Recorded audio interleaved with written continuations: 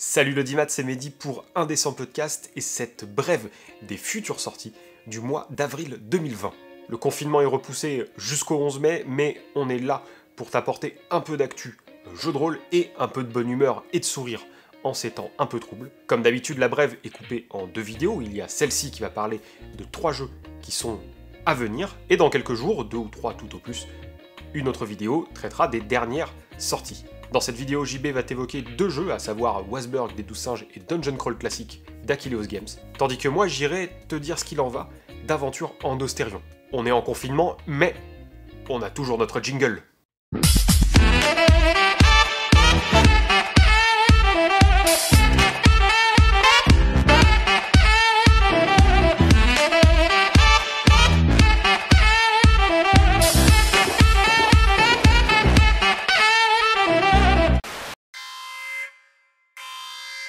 Je dois vous avouer, Wasburg, c'est un peu mon coup de cœur absolu. Et je pense que c'est le coup de cœur absolu de beaucoup de joueurs.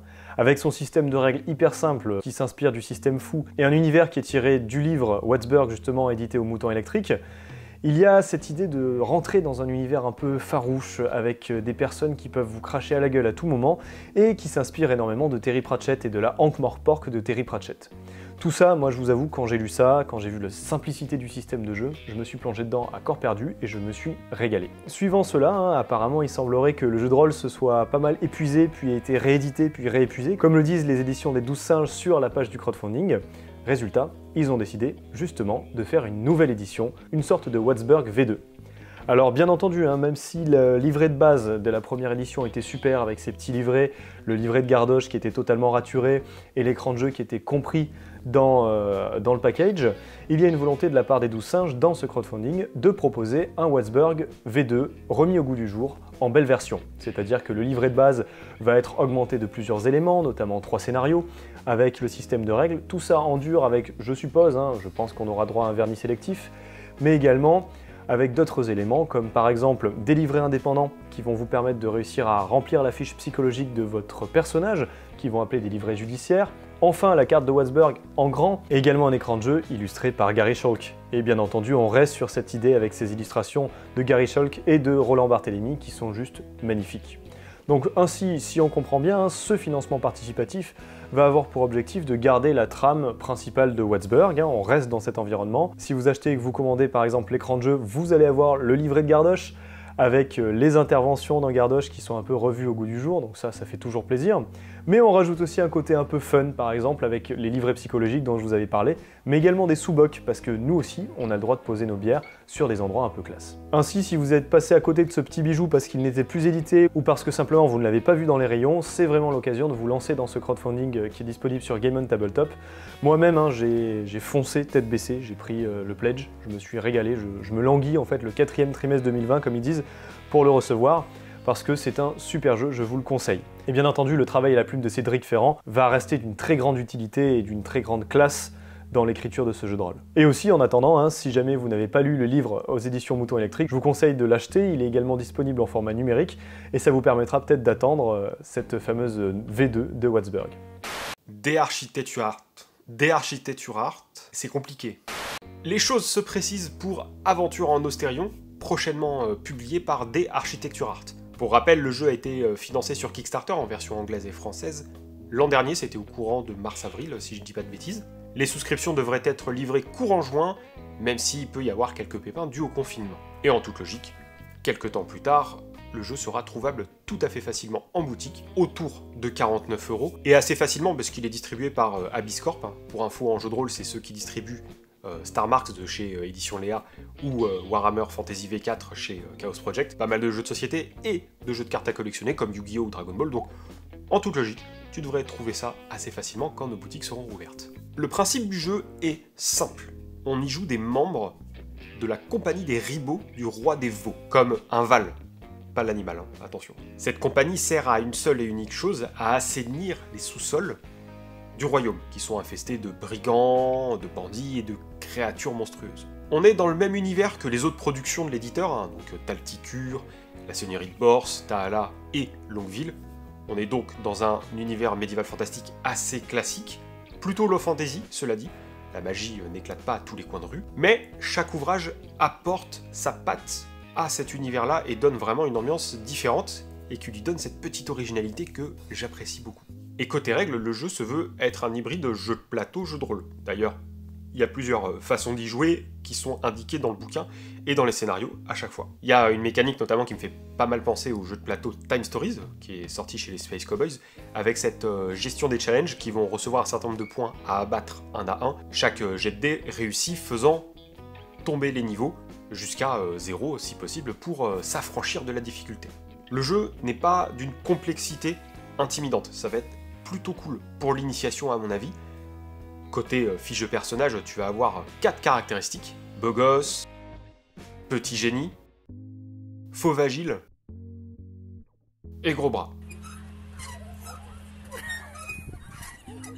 Et à côté de ça, il va y avoir 16 compétences comme je suis pas là, c'est où ou beau discours, qui vont être affiliées chacune à une des caractéristiques. Pour faire un test à Aventure en Ostérion, il suffit de se munir de 2 dés à 6 faces et de faire égal ou inférieur au score de la caractéristique ou de la compétence qui est testée.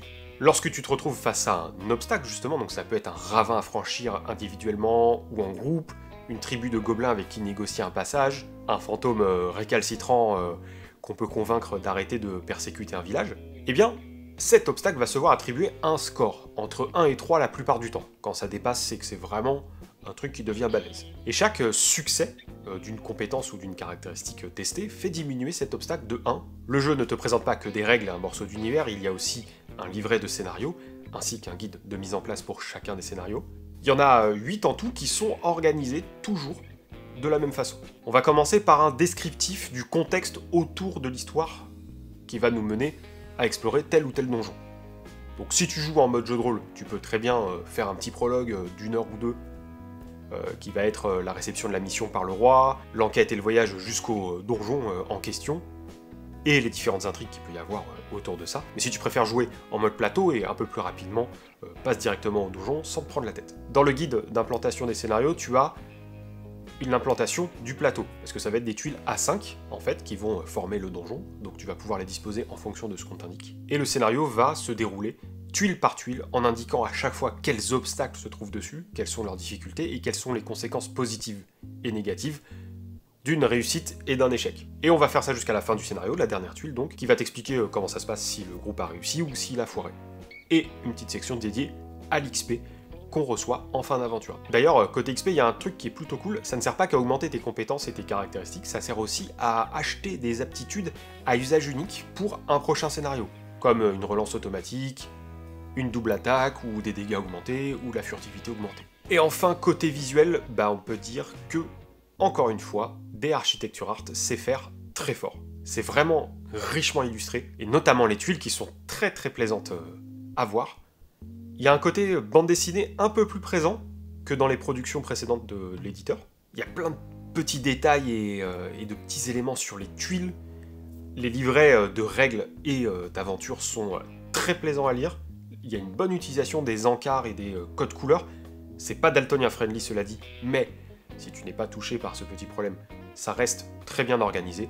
Il y a des encarts de couleur bleue pour les règles avancées, donc ça tu peux les zapper sur une première partie. T'as les exemples sur fond vert, et les choses ayant attrait aux échecs et aux petites embûches qu'on prend dans la tronche sur fond rouge. Ça fait très bien le job et ça rend la chose super lisible. Pour info, j'ai le jeu qu'en PDF et j'ai lu ça en une petite après-midi, en relisant plusieurs fois certains passages parce que la lecture de PDF est pour moi inconfortable. Donc m'est avis que les livrets en physique seront très très faciles à prendre en main. Globalement, pour l'instant, c'est très positif après une première lecture et ça me semble très très cool pour l'initiation au JDR.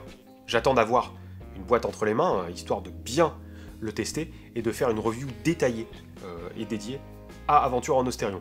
En tout cas pour l'instant, j'ai bien envie de remettre les pieds dans cet univers.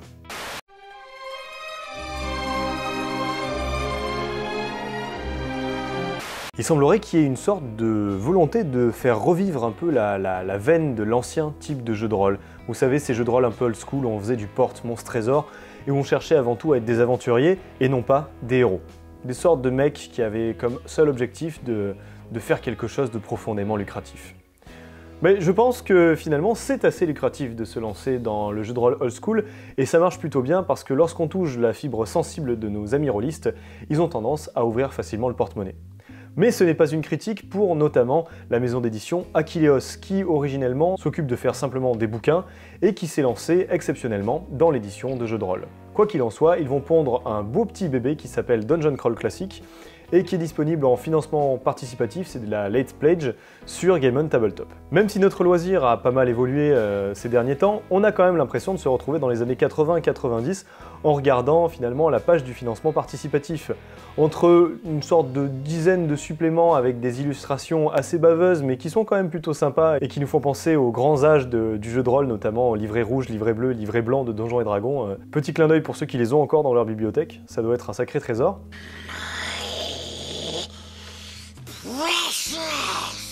Et bien Achilleos fait un véritable effort pour réussir à nous proposer quelque chose qui nous fait vraiment vibrer notre fibre assez antique et ancienne.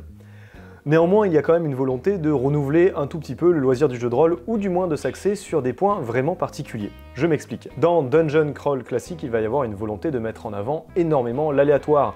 Finalement, c'est lancers de dés qui peuvent changer une partie du tout au tout en fonction du résultat que vous allez faire. Et c'est un peu le même type pour la magie. On a également cette volonté de ne pas faire des héros, c'est-à-dire que vos personnages sont avant tout des aventuriers. Ils ne vont pas chercher à sauver les populations, ils ne vont pas chercher à affronter des démons, ils veulent simplement faire de l'aventure, se balader dans des régions, explorer des catacombes, gagner de l'argent, obtenir de la gloire, c'est tout. Dans cette optique-là d'ailleurs, vous allez jouer des putains de bouseux. Et oui, je vous l'explique, parce que lorsque vous allez créer un personnage, il sera niveau 0. C'est ce qu'ils appellent l'entonnoir dans Dungeon Crawl Classic. C'est-à-dire ce fameux moment où il va falloir que votre héros survive déjà à une première aventure pour avoir le titre d'aventurier. D'ailleurs, l'équipe insiste surtout sur ce plaisir de jeu décomplexé qui va s'entourer sur une volonté de simplicité, c'est-à-dire que les règles vont être faciles, il y a un seul livret de règles, tout le reste, là, les 11 suppléments dont je vous parle, c'est uniquement des scénarios, et des petits scénarios en fascicules, donc vraiment vous avez de quoi vous lancer assez facilement. Mais également, il y a cette volonté de renouer avec la racine même du jeu de rôle, c'est-à-dire que les races sont également des classes, comme dans Donjons et Dragons classiques, et également, vous allez retrouver des illustrations qui vous font vraiment penser à des dessins que vous auriez fait sur le coin de votre page, mais qui restent somme toute assez qualitatives. Attention cependant, si vous êtes habitué à des dessins de type Warhammer ou Donjons et Dragons, ça risque de piquer un peu les yeux, mais la fibre old school peut réussir à rééquilibrer un peu tout ça dans votre esprit. Alors, bien entendu, il n'y a pas uniquement les 11 scénarios avec également un scénario français, il y a le livre de règles, il y a la possibilité d'avoir un écran de jeu, des stickers, alors ça peut paraître assez cool je pense, des sets de dés qui s'adaptent profondément au design des différents personnages, des mages, des guerriers, avec des couleurs un peu baveuses qui font penser justement aux dés qu'on arrivait à trouver par miséricorde dans un magasin de jeux à l'époque. Mais également, vous allez pouvoir tomber sur des petits feuillets de personnages, ça reste un assez grand classique dans les financements participatifs. Et pour terminer, un super t-shirt si par exemple vous avez envie de supporter Dungeon Crawl Classic comme si c'était un groupe de métal. Bref, Achilleos semble vouloir nous accompagner de A à Z dans un jeu de rôle qui lui est propre, avec une volonté de jouer de manière décomplexée. J'attends de voir en profondeur un peu les règles et ce qu'il propose. Les illustrations sont pas folichonnes, mais derrière je sens qu'il y a quand même une volonté de créer quelque chose qui a une âme, et ça c'est cool, j'attends de voir quand ça sort. Ah là là là là, c'est déjà la fin de cette brève des futures sorties du mois d'avril 2020. La deuxième brève du mois sort dans quelques jours, donc pas de soucis, on se retrouve très vite. Et sache que si elle t'a plu, ça serait vachement sympa que tu mettes un petit pouce bleu, que tu partages cette vidéo sur les réseaux sociaux de l'internet mondial, et que tu t'abonnes à notre chaîne si c'est pas déjà fait. N'hésite pas à nous alpaguer sur les réseaux sociaux Facebook, Twitter, Instagram, sur lesquels nous sommes présents, et aussi à écouter nos podcasts sur ton application favorite. Tu tapes un des 100 podcasts et c'est bon, mais il y a le flux RSS de notre podcast qui est indiqué dans la description de la vidéo, donc n'hésite pas à l'utiliser. D'ici à ce qu'on se retrouve dans une prochaine vidéo ou un podcast, je te souhaite une excellente journée, soirée ou nuit, selon l'heure à laquelle tu m'écoutes. À la prochaine.